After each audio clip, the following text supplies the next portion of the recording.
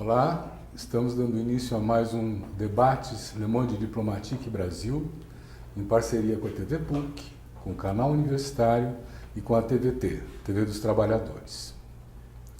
Hoje nós vamos tratar de um tema que é global e tem incidência no Brasil também. É a questão do movimento feminista, dos direitos da mulher e de uma sociedade que tem que se reorganizar para poder fazer essa inclusão com dignidade, com respeito, com equidade.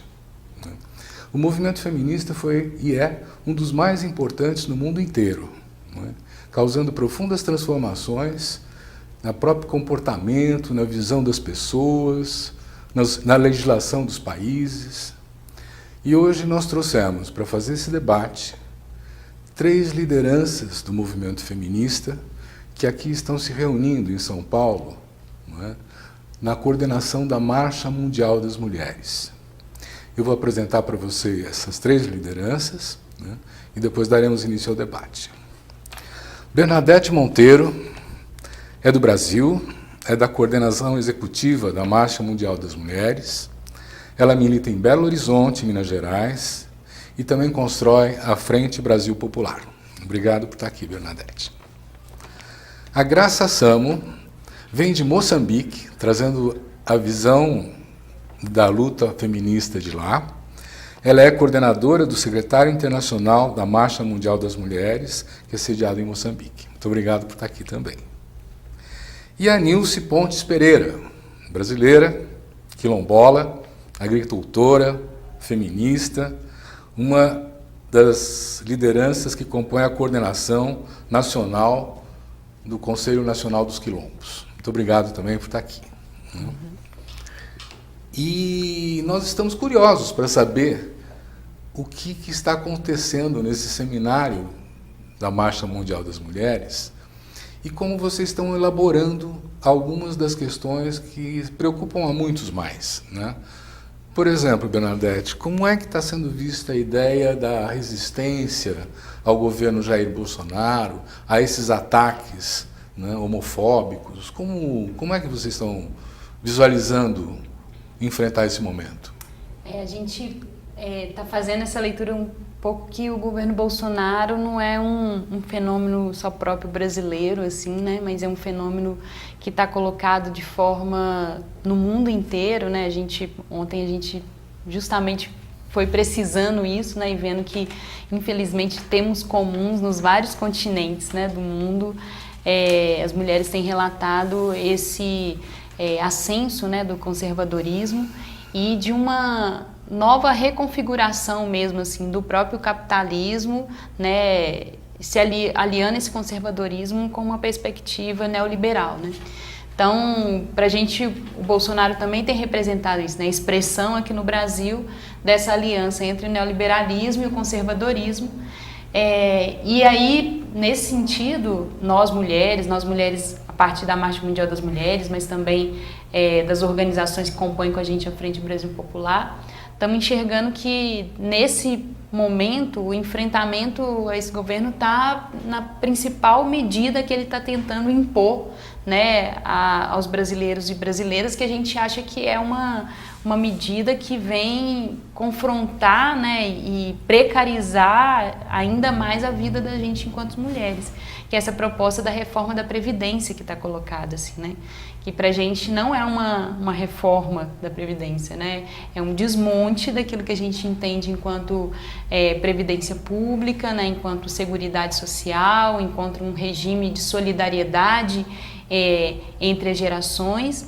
E então, essa tem sido a nossa principal luta, essa, inclusive, de ir dialogando com as mulheres, fazendo um processo também de mobilização, no sentido de desmistificar, desvendar o que é isso, que está colocado. O governo tem se demonstrado, como já vinha se demonstrando, com essa característica misógina mesmo, de ódio às mulheres, assim. Então, isso representa nas suas próprias políticas, tipo assim, a diminuição dos recursos, né, o congelamento, né, já no governo Temer, né, de 20 anos de investimento em saúde e educação, para nós significa, nós mulheres, significa uma maior sobrecarga de trabalho sobre os nossos ombros, né? Se ainda é para muitas vezes as mulheres a obrigação do trabalho de cuidados, do trabalho doméstico, imagine o que é isso, né, sem ter política pública, né, para contribuir nesse suporte. É esse o cenário que a gente está vendo. A gente ainda tem uma perspectiva necessária de fazer, inclusive, uma disputa com as mulheres, né, no sentido de que muitas vezes é apresentado, né, para a população o olhar do movimento feminista ainda como um olhar bastante caricato, né? Então as mulheres feministas são aquelas que né, ainda queimam sutiãs, né, que andam nuas, né, e a gente está trazendo uma perspectiva de feminismo que tem essa perspectiva da luta, né, pelos direitos, por direitos essenciais, inclusive, que é o direito à previdência social, o direito de ter educação, a defesa do SUS, né? Isso para nós são as principais lutas, inclusive, que nós estamos junto fazendo nesse momento de enfrentamento. Assim.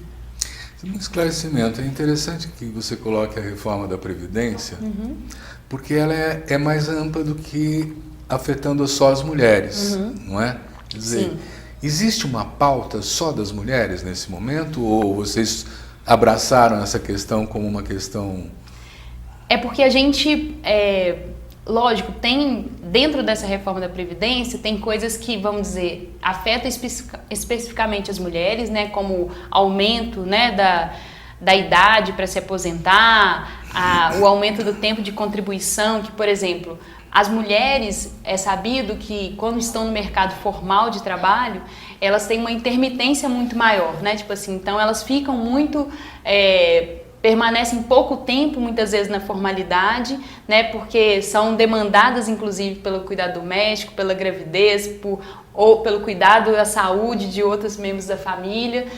Há uma maior informalidade do trabalho das mulheres, ou seja, aumentando, por exemplo, o tempo de contribuição para as mulheres, e isso distancia mais a possibilidade das mulheres se aposentarem. Então, tem essas coisas específicas, assim, mas o que a gente...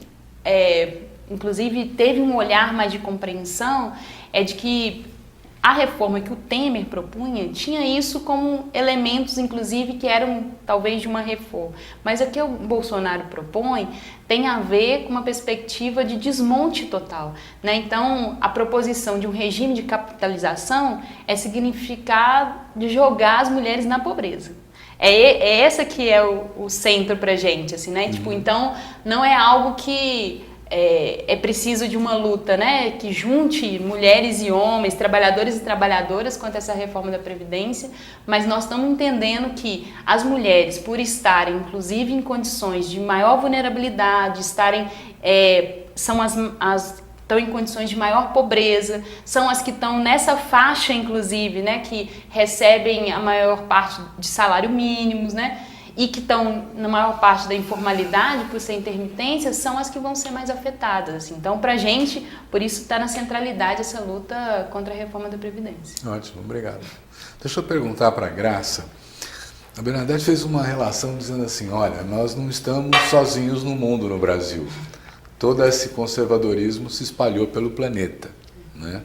E agora, então, a questão não é mais só de uma cultura nacional, é de uma cultura global, né?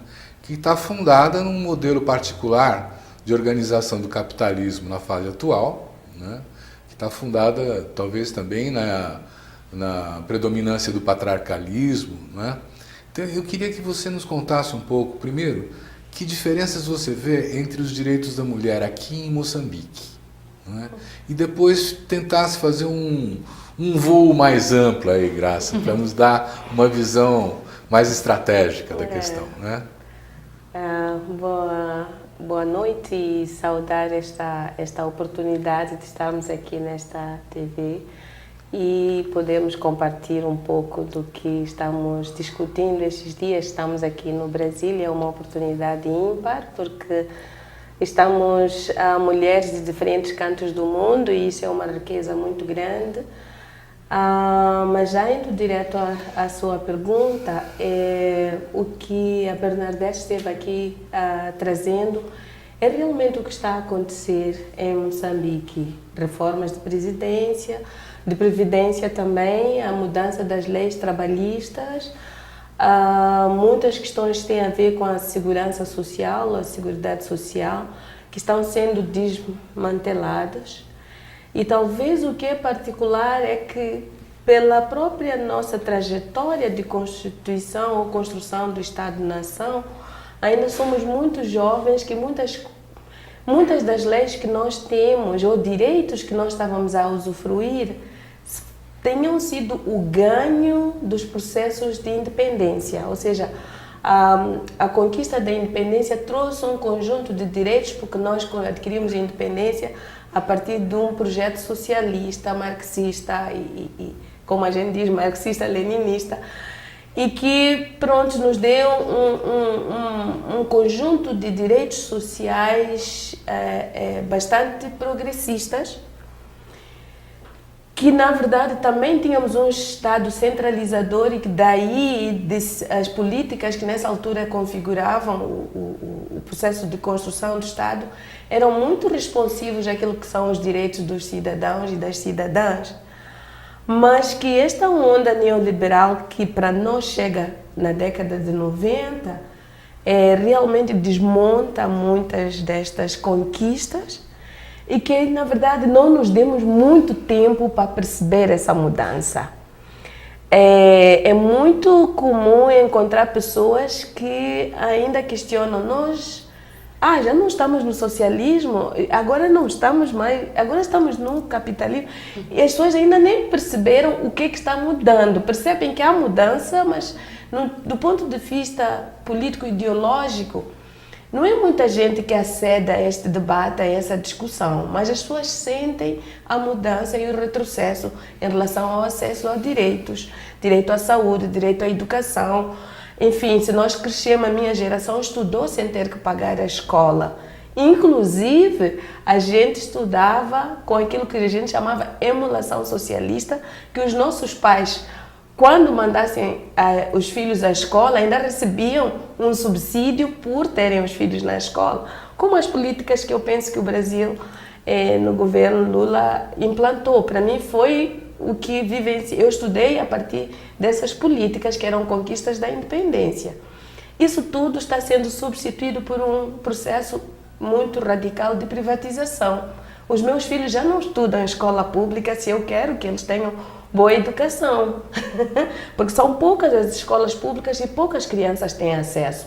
Então, ou você arrisca o seu filho a não ter escola, ou a ter que estar numa educação muito precária.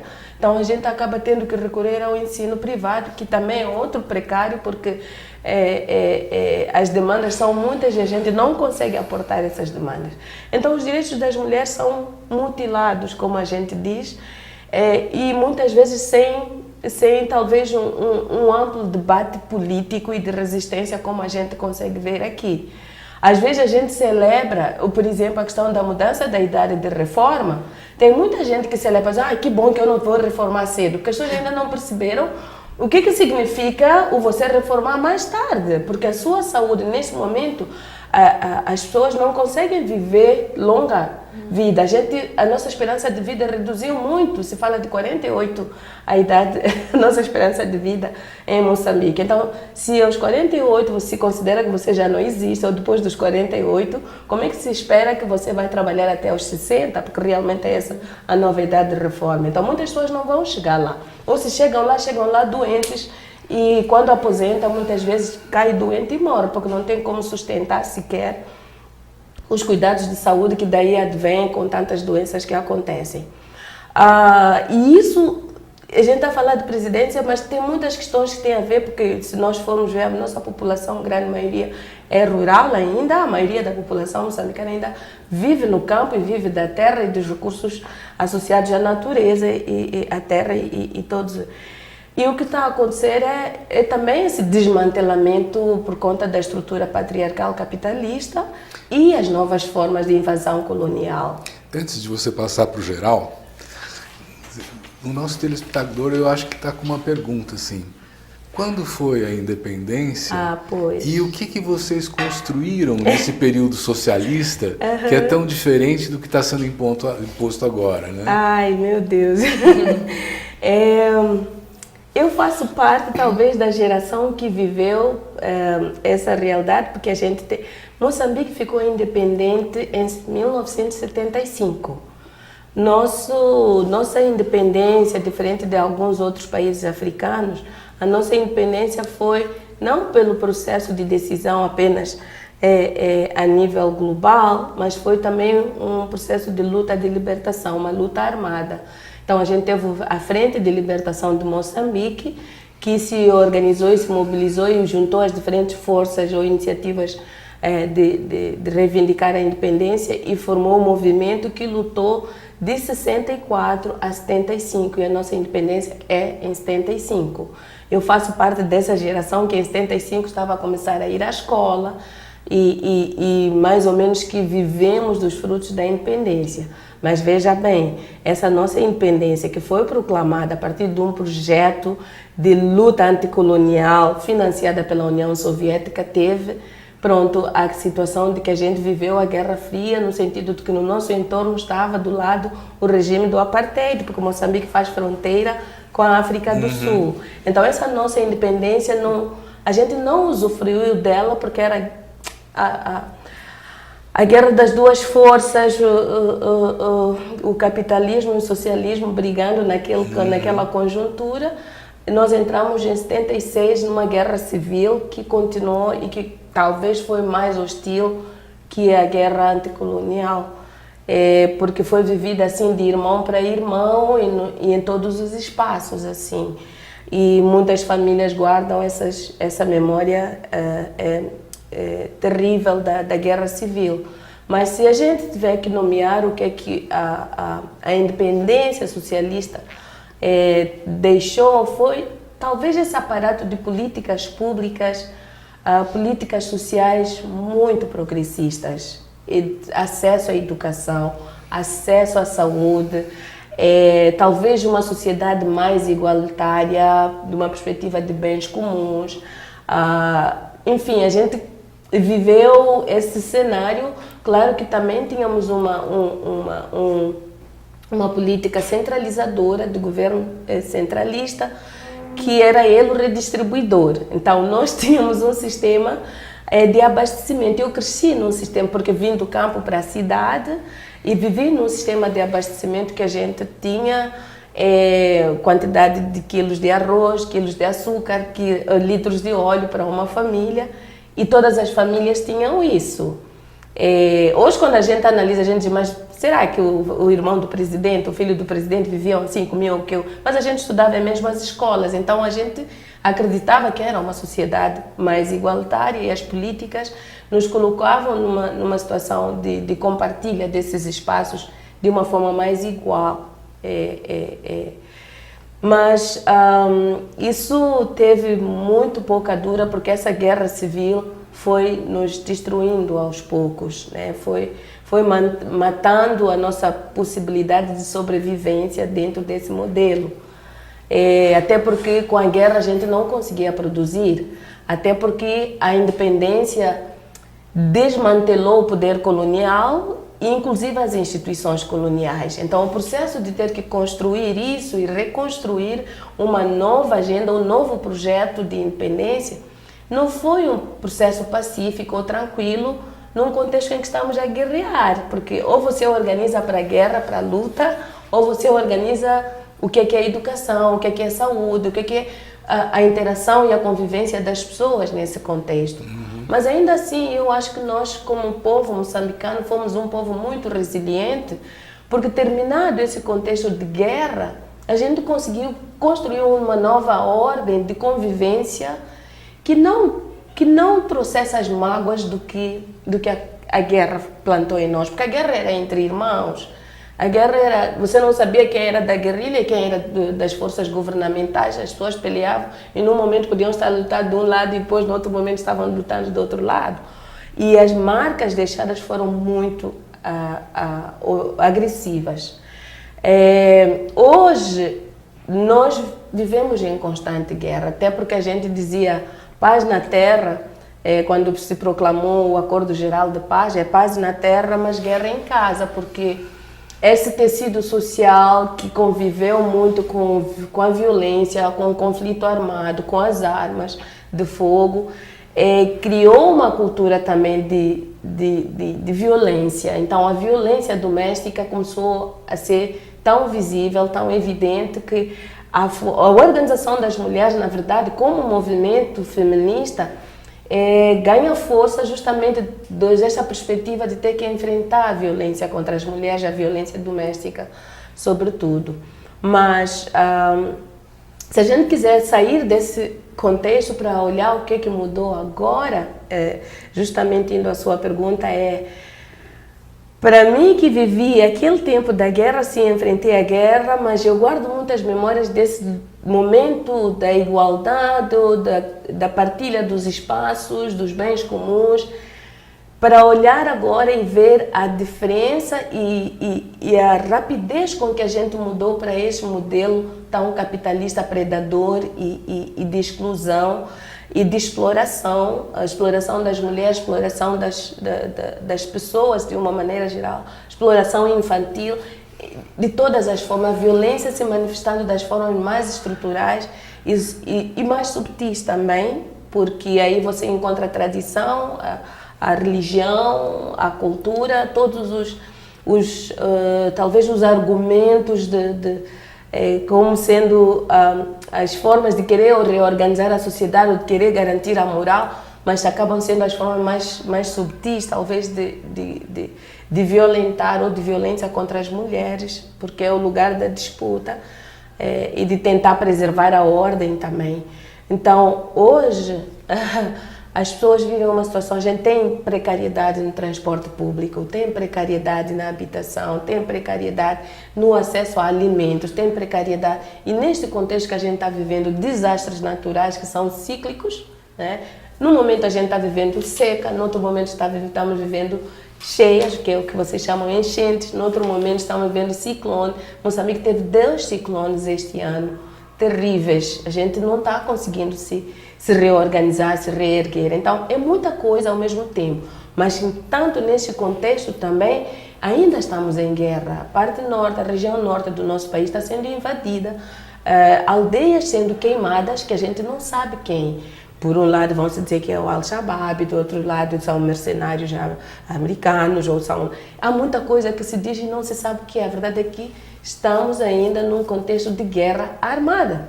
Enquanto todo mundo está a viver um contexto de militarização das vidas, a gente tem essa militarização, mas ainda tem a força e o poder das armas invadindo a vida das pessoas, invadindo e destruindo comunidades. Então, enfrentamento dos ciclones, enfrentamento dos desastres naturais, mas naturais com muita intervenção humana, de tudo que nós sabemos que vamos destruindo e maltratando a natureza.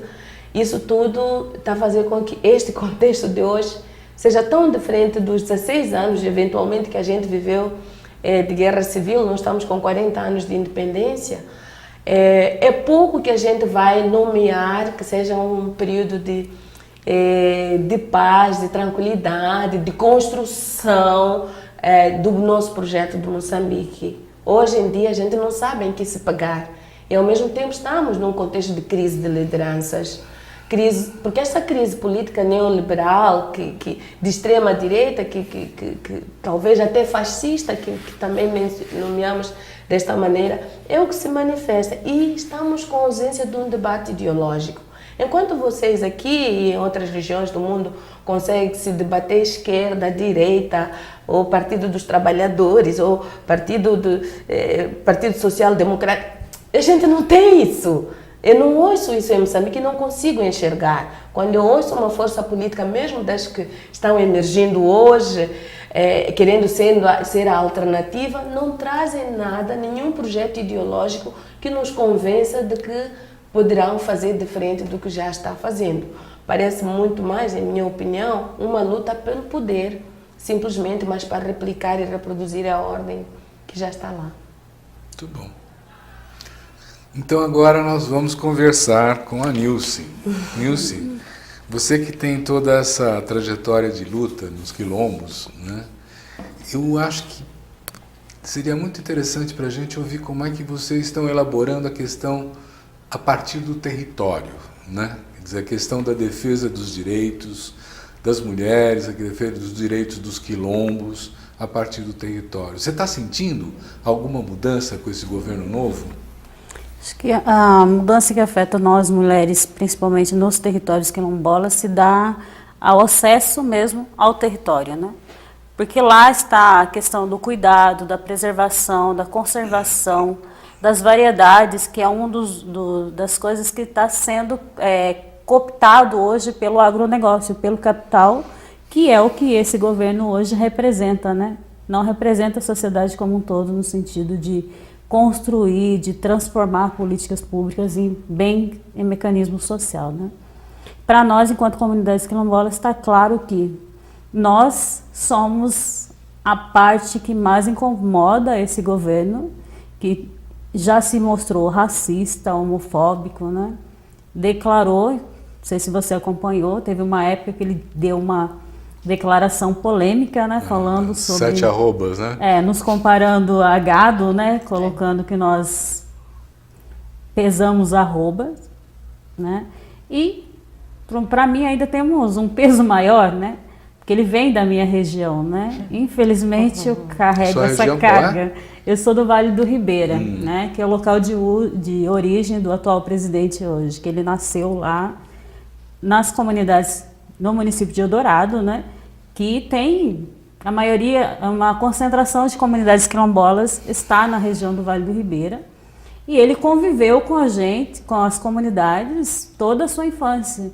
Então, existe ali uma questão, eu entendo que é um racismo, um trauma mal explicado, que para nós tem consequência. E hoje, uma das políticas que nos afeta mais enquanto comunidade como um todo, mas principalmente nós mulheres que estamos lá no campo, que estamos resistindo nos espaços, porque a maioria dos nossos maridos eles têm que sair para fora para buscar renda, para buscar emprego, e nós mulheres não, permanecemos lá garantindo a sobrevivência no território e garantindo ali os nossos espaços de sobrevivência, né? Então isso faz com que a gente se unifique cada vez mais no sentido de nos fazermos presentes na discussão quando se trata a questão da terra e território. Para nós, a terra, para o governo hoje, é capital, é patrimônio. Para nós, a terra enquanto é território, onde a gente trabalha a questão da saúde, a questão dos nossos conhecimentos, os nossos credos, está tudo mensurado, né, dentro da questão da territorialidade. E a gente não consegue desassociar terra e território. E o capital faz essa desassociação, né? A terra como patrimônio e os nossos saberes como mercadorias que são exploradas, né? De forma, algumas pesquisas mal intencionadas, né? Que têm sido cada vez mais incisivas nos territórios. E para nós o que fica claro nesse governo é que comunidades quilombolas, indígenas e comunidades tradicionais, elas não fazem parte desse projeto de governo que está posto aí, né? Que eles pensam o capital financeiro, nós pensamos a sustentabilidade desses espaços. E como o campo nosso é a agroecologia, que é uma área que se atua a produção de alimentos saudáveis, né? A gente meio que sai um pouco da lógica do mercado financeiro, que é a inserção cada vez mais de grandes áreas de monocultura, grandes extensão de produção de milho, soja. E para nós a agroecologia ela vem como uma solução, né?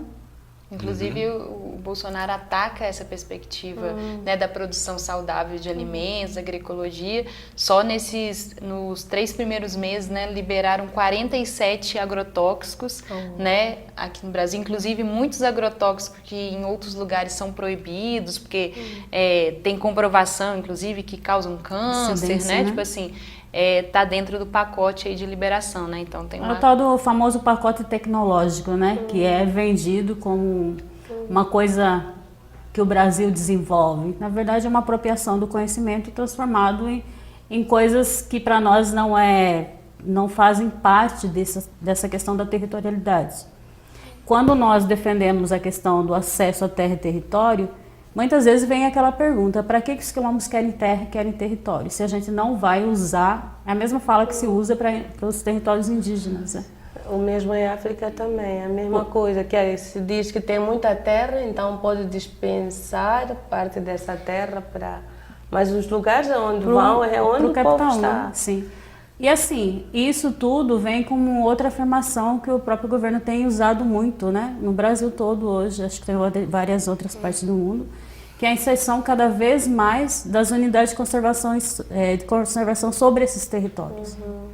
Nós não achamos errado trabalhar a conservação e a preservação ambiental. Nós, enquanto comunidade, a gente defende cada vez mais que os nossos territórios têm que ser sustentáveis, que eles têm que ser saudáveis, né? E para isso acontecer, precisa das comunidades fazer o manejo desses espaços. E como eu, enquanto mulher agricultora, faço essa luta? É trabalhando a conservação das sementes, né? Preservando as ervas que cuidam, que nos garante saúde, né? Que muitas vezes acabam sendo criminalizado por uma política externa também. Porque muitas vezes uma erva que eu uso no meu território para cuidar de uma febre, uma dor de barriga de uma criança, de um filho, né? Muitas vezes isso é criminalizado porque eu tenho que ir num médico e usar um medicamento que é indicado pelo médico, que também está ligado, como diz, ao mercado farmacêutico, que também está construindo, está nos fazendo consumir cada vez mais doença, né? Ou seja, o nosso modo de vida no campo agroecológico, enquanto comunidades tradicionais, acaba sendo visto como uma ameaça pelo atual governo. Né? E como a gente pode fazer para que isso não se afirme cada vez mais nos nossos campos?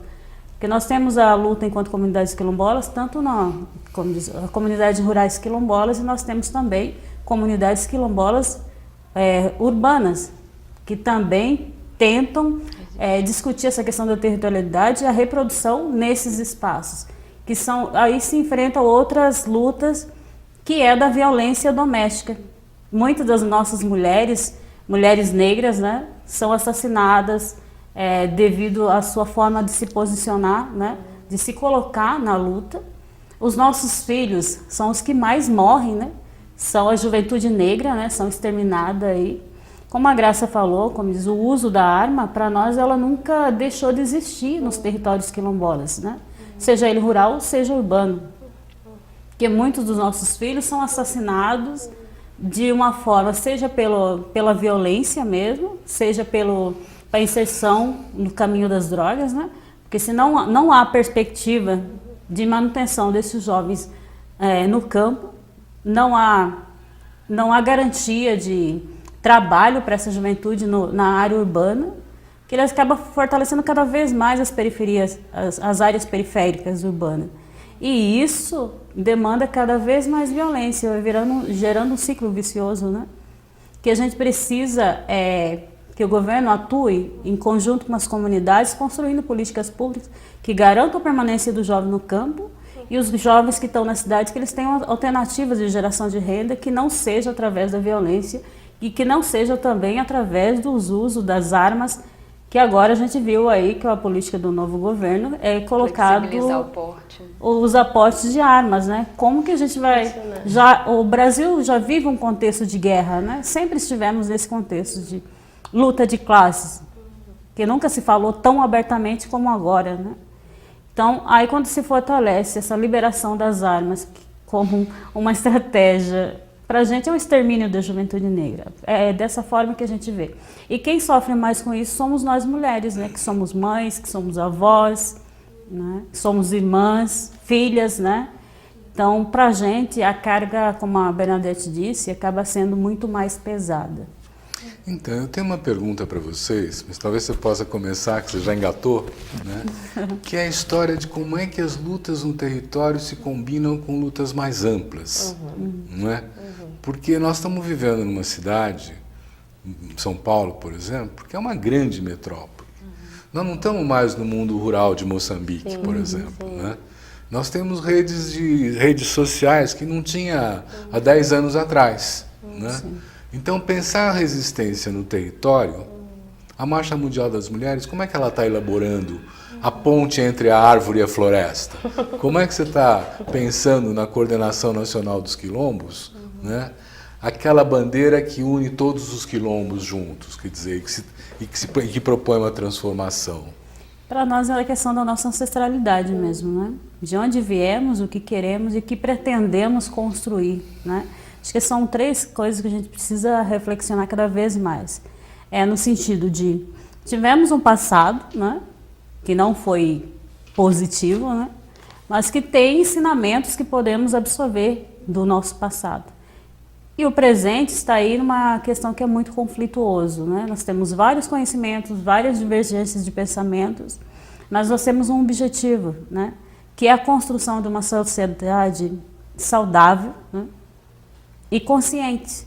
Eu acho que a marcha traz esse contexto para nós, enquanto movimento do campo, um movimento urbano, que nós queremos enquanto sociedade. E eu não estou falando isso só aqui do Brasil, a gente está falando do contexto nacional, mundial, né? Mundial. Nós queremos um país livre do agrotóxico, nós queremos um país mais urbanizado, arborizado, com clima adequado, né? Com cuidado maior com os bens comuns, com os recursos naturais, né?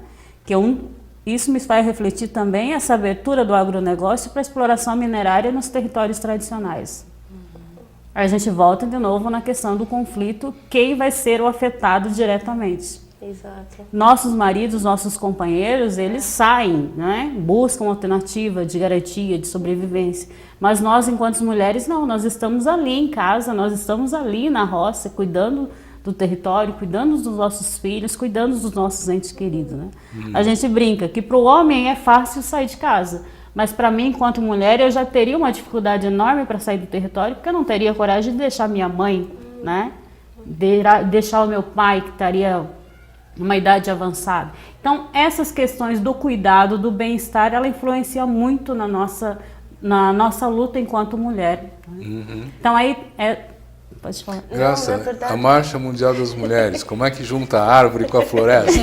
Não, tudo que ela estava fazendo referência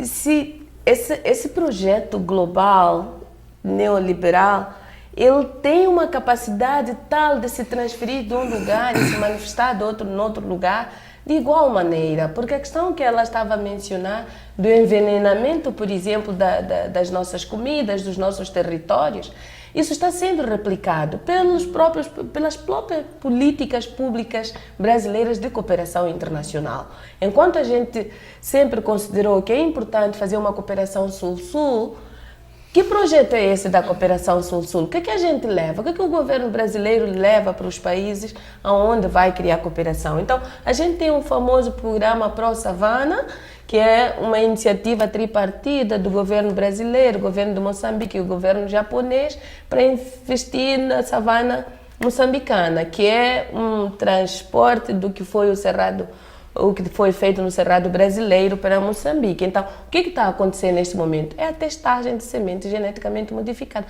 Tem campos de testagem de milho geneticamente modificado hoje em Moçambique. Isso leva ao quê? A um processo de alteração da nossa legislação de forma muito silenciosa, porque há uma cooptação dos parlamentos também. E como eu digo, o projeto neoliberal ele tem uma capacidade tal de de se desvencilhar nos territórios e dentro dos sistemas de governação, dentro das entidades do Estado, que muitas vezes a gente não se apercebe e quando damos conta já foi mudada uma lei, já está uma outra lei. E o que antes era proibido, o que o projeto da nossa construção de nação socialista tinha como leis progressistas que proibiam isto e proibiam aquilo, hoje estão liberando tudo sem que a gente se dê conta, sem que isso seja debatido. Ou que é debatido, mas de uma forma tão camuflada ou tão manipulada que os parlamentos aprovam mesmo aquilo que se está consciente que atenta contra a vida dos povos. E este processo todo de transformação das comunidades é um processo que leva a história da colonização. E esse processo histórico colonial se manifesta em Moçambique também. A gente não foi deslocada, mas a nossa própria identidade foi tão alterada desde as nossas formas de viver. O campo hoje, nem todo o campo vive como campo, já é um campo influenciado. Se você tem uma Coca-Cola chegando às comunidades rurais e as pessoas acordando e bebendo Coca-Cola, esse campo não é tão campo assim.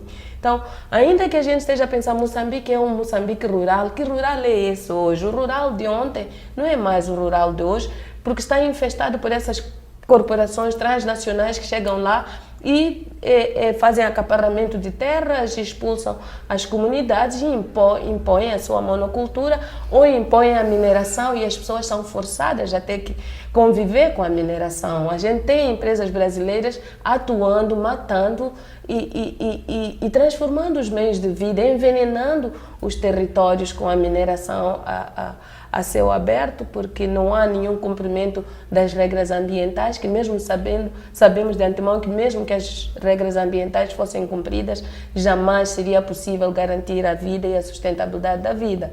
Então imagina numa situação em que tampouco se cumpre essa regra. Então essa situação faz com que o que está acontecendo no Brasil esteja a acontecer tão igual em Moçambique. Lá posso dizer que fica uma situação pior, porque é num contexto em que ainda tínhamos uma fragilidade muito grande em termos de organização social, de organização política, de organização do Estado, e as instituições não têm capacidade. Ainda é muito frágil a estrutura organizativa nossa como movimentos e do próprio Estado e das instituições do Estado. Então, é muito mais fácil cooptar, é muito mais fácil... a gente não tem tantas forças políticas que a gente possa dizer vamos apoiar esta força porque é uma contramão ou é uma contraforça. Não temos isso. Então, fica uma situação de muito grande vulnerabilidade. Então, nós como movimento temos esta grande força de podermos estar a aprender umas com as outras. A gente diz, vamos globalizar a esperança, como diz o movimento campesino, e enquanto marcha, dizemos, marchamos até que todas sejamos livres. Então, enquanto as mulheres brasileiras estão em luta, estão em resistência, nós, mulheres moçambicanas, não podemos sossegar. Precisamos estar igualmente em luta, na capacidade de nos mobilizarmos e de nos organizarmos para melhor podermos enfrentar esse inimigo. Mas primeiro precisamos entender essa dimensão política desde o processo de desconstruirmos tudo o que nos foi inculturado pelo colonialismo e podemos resgatar esse saber que ela dizia, esse saber ancestral. Nós precisamos desse resgate porque estamos tão também colonizados e instrumentalizados que muitas vezes apoiamos esse mesmo sistema ou reproduzimos o discurso desse mesmo sistema que nos oprime e que nos mata, na verdade. Então, em defesa da vida, precisamos nos unir, precisamos resgatar e precisamos, talvez, dar as mãos para caminharmos juntas, mesmo estando em polos diferentes. Muito bom. E a gente está falando de um projeto político, assim, né? Tipo... Então, eu ia fazer essa pergunta para você. Quer dizer, como é que combina a Marcha Mundial das Mulheres e a Frente Brasil Popular, por exemplo? A marcha compõe a Frente Brasil Popular, que a Frente Brasil Popular é uma frente, né, de várias organizações que têm movimentos populares, sindicais, partidos políticos, né? E foi conformada justamente num processo de enfrentamento ao golpe. né? Então a frente se conforma nesse momento, assim, né?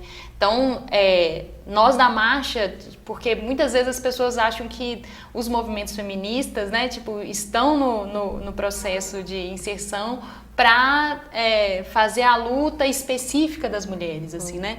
Para nós a luta das mulheres contra a violência é uma luta antissistêmica, né? Então a gente precisa fazer a luta por um projeto, né, que seja anticapitalista, que seja antirracista, né, que seja feminista, antipatriarcal. Então por isso que tá na Frente Brasil Popular fazer o enfrentamento, né, ao golpe, né? E aí esse processo, né, de implementação desse projeto neoliberal, conservador, neofascista que está no Brasil, é uma forma também da gente fazer uma luta, né, no sentido mais estratégico disso que a Graça estava falando, de que a gente quer que todas as mulheres sejam livres, assim, né? Então, a marcha já nasce nessa perspectiva que conecta que as lutas locais, elas não são possíveis de serem vencidas, né, superadas, se a gente não tiver uma conexão com as outras mulheres, né, de outras regiões, de outros setores, de outras partes do mundo, assim, né? Nós nascemos nessa perspectiva, né, de que se a gente tiver só enfrentando a luta ali, porque a luta quando está resistindo, né, por soberania alimentar, enfrentando o agronegócio ou resistindo à mineração, a gente está resistindo a um projeto de implementação do capital. Quando a gente está resistindo a um processo de maior militarização, né, da sociedade, inclusive de um enfrentamento à dita maior segurança, né, com uma flexibilização do porte de armas, né, quando a gente está dizendo não, isso não responde para nós a mais segurança, mas responde a mais segurança. A gente ter acesso a emprego, a saúde, a educação, né, nós estamos fazendo essa perspectiva de conexão entre as mulheres, seja das lutas locais, seja das lutas mais globais, mais amplas, né? Seja das lutas ditas talvez específicas de cada território, né, de cada setor, a uma luta por um projeto, né, de sociedade, né, que possa realmente promover a nossa libertação, assim, né, que possa nos libertar desse processo de dominação, exploração, né, e possa nos colocar em uma outra perspectiva de felicidade mesmo, assim, né, de um outro mundo. Lembrando, né, Bernadette, que nós somos vários segmentos sociais, né? Que aqui no Brasil a gente é muito amplo, né? E essa diversidade de povos também faz com que a gente tenha como uma flexibilidade maior de entender o problema do outro, né, da outra. Então isso também acaba sendo uma carga a mais, né, na nossa luta. Que eu faço a minha luta enquanto mulher quilombola, enquanto agricultora familiar, né? Mas ao mesmo tempo eu tenho que entender a luta das companheiras que estão no campo urbano, né? Lutando por saúde, por emprego, né? Ou por seguridade social. É um outro campo. Embora nós no campo tenhamos essa luta também, ela tem um outro viés. E a gente precisa ter esse entendimento. Como trabalhar a diversidade. Porque não tem como você trabalhar um projeto direcionado, né? Nós temos que construir caminhos e mecanismos que acaba contemplando todos os povos, né? Porque nós temos a nação brasileira, ela é composta de vários imigrantes, né? Temos várias imigrações no Brasil que tem um outro sentido de ver a vida, de viver, né? De compreender as coisas do nosso país, né? Então são vários povos num território diverso. Isso faz com que nós mulheres tenhamos essa articulação interna e externa, né? Mas nessa dimensão de falar diversidade, a gente fala o Brasil e fala diversidade no Brasil porque são vários povos.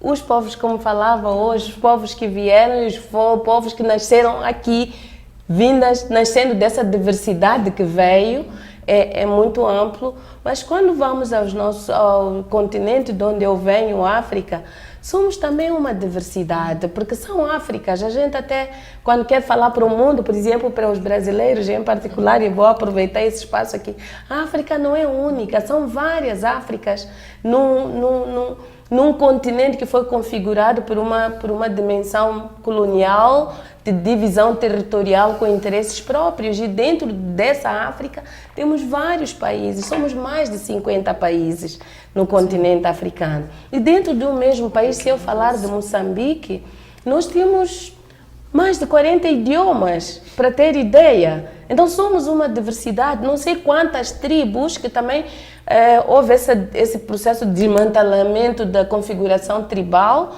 dizendo que era uma coisa pejorativa, que nos dividia, que não sei o quê, mas nós continuamos sendo essa diversidade. A minha língua materna é diferente da língua da aldeia que está talvez a 12 quilômetros do meu povoado. Então, somos essa diversidade e ter que trabalhar uma agenda que nos une é necessário reconhecer primeiro essa diversidade que nós temos e valorizar essas diferenças que nos tornam diversas, mas ao mesmo tempo encontrando elementos comuns que possam ser aglutinadoras nesta luta e, sobretudo, na perspectiva de construir as alternativas. Então, torna-se ainda mais importante, como dizia Bernadette, a questão dessa construção de um projeto político, que nós entendamos o que é esse projeto político e o que ele traz de perspectiva para os nossos distintos povos que se unem nessa busca coletiva. Pois é, eu estou vendo assim com satisfação que já estão surgindo na fala de vocês os elementos de esperança, né? A agroecologia, você falou dos bens comuns, né? De respeito à diversidade, quer dizer, do ponto de vista cultural, a diversidade é uma riqueza. Muito, né? muito. É o encontro de experiências que vai gerando coisas novas, né? Quer dizer, vocês não gostariam de falar um pouquinho mais das esperanças que a Marcha Mundial das Mulheres está elaborando? Olha, quer começar? Não, pode começar. Assim, é um campo interessante e, na verdade, nas discussões que estávamos tendo hoje, estava sendo uma tarde extremamente rica, porque desde manhã estávamos a partir das histórias do que está acontecendo nos territórios, porque por mais que a gente comece por falar de tanta coisa ruim, análise de contexto, é o nosso processo político, né? A gente tem que fazer sempre análise da conjuntura, mas analisamos essa conjuntura, mas quando falamos do ponto de vista da perspectiva da ação das mulheres, é construindo alternativas, não é pegando em arma, não é defendendo que o filho tem que ter arma, é dizendo como é que é possível, como é que é a vida sem armas, como é que é a vida sem veneno, como é que é a vida sem disputa, porque nós somos essas que vivemos, quando dizemos fazemos omelete sem ovos, é porque estamos a contar umas com as outras, estamos pensando na Clara que está com ela e eu que tenho a gema e vamos juntar, ela não tem ovo, tem a Clara, mas eu tenho a gema e depois outra tem frigideira e no final vamos fazer uma omelete. Então, é um conceito, talvez é um exemplo muito doméstico, mas a nossa vida começa nesse campo doméstico. A gente não está contestando, pelo contrário, estamos querendo resgatar a valorização desse espaço e o reconhecimento que é um espaço que temos que circular homens e mulheres e usufruir do que esse espaço representa, mas levar também a um outro nível como sendo o que sustenta e que garante o lugar da produção e também da própria reprodução.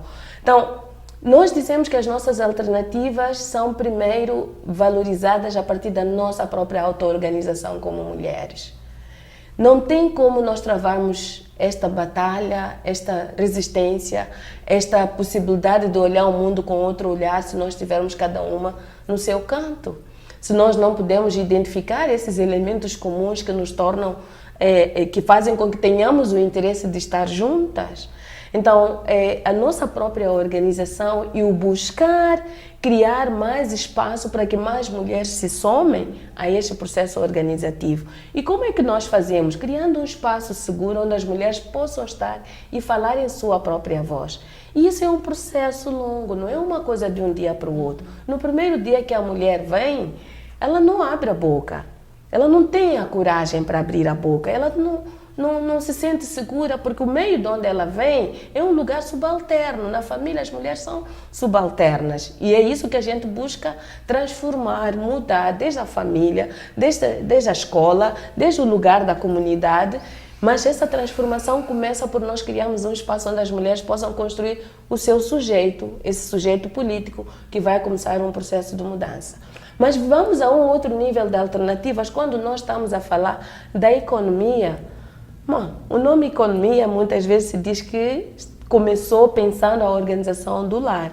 Mas a gente pensar a economia hoje desde o ponto de vista das mulheres, porque se a gente anda aqui no Brasil, você vai no espaço informal, você está vendo as mulheres se movimentando de um lado para o outro. Eu chego em Moçambique, é a mesma coisa, o espaço da economia informal, do trabalho de rua, do vender na rua, do organizar aqui e ali, são as mulheres que estão movendo essa economia. A gente vai ao campo, na agricultura, são as mulheres que estão lá movendo a economia. Se a gente vai ao lugar do trabalho, do cuidado, são as mulheres. Então, nós queremos reorganizar essa economia, mas não só olhando para o lugar que tradicionalmente foi considerado o lugar das mulheres, mas resgatando toda a conexão que tem que existir entre a reprodução e a produção e como é que esses espaços têm que dialogar para enfrentar essa força e contestar essa força neoliberal e construir a alternativa de transformação da vida. E nós falamos da defesa e da sustentabilidade da vida.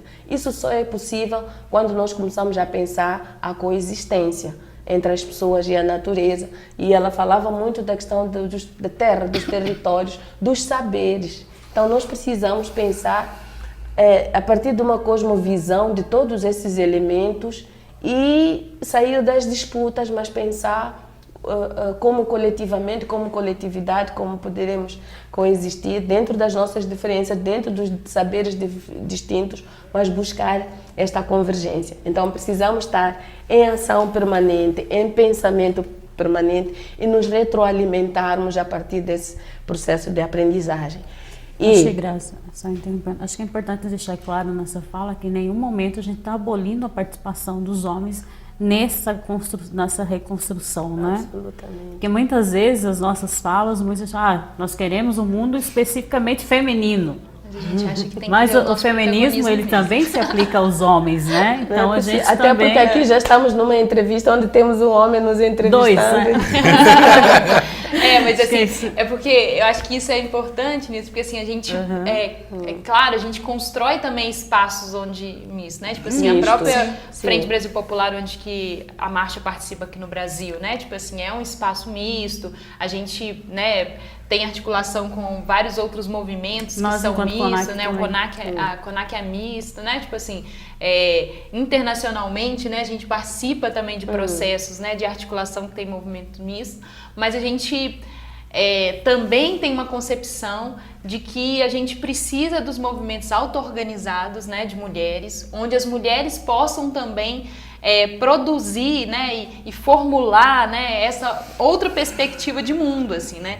Esse mundo que a gente está vivendo, a sociedade é organizada por uma lógica androcêntrica, né? Que os homens estão no centro, onde que os ricos estão no centro e onde que os homens brancos, sobretudo, estão no centro. Isso que organiza hoje o mundo. Então a gente quer organizar o mundo numa outra perspectiva, né? Tipo assim, e não é que a gente quer então passar a oprimir os homens, né? Tipo assim, não é essa lógica, né? Que muitas vezes o povo fala, então o feminismo é o contrário de machismo, né? As mulheres agora vão passar então oprimir os homens. Não é isso, a gente quer uma sociedade que nos emancipe, né? Tipo assim, que nos liberte homens e mulheres, mas que para isso a gente acredita que precisa do protagonismo das mulheres, inclusive, né? Porque como somos nós que estamos nesse lugar de subordinação, somos nós capazes, a construção da autonomia, né, de romper, né, com essa lógica e buscar autonomia, assim, né? Então, e que é um processo coletivo. Acho que isso é uma força da perspectiva do movimento, assim, né? Em contraposição a uma sociedade que é tão do individualismo, né? Tipo assim, cada um por si, é pelo esforço próprio,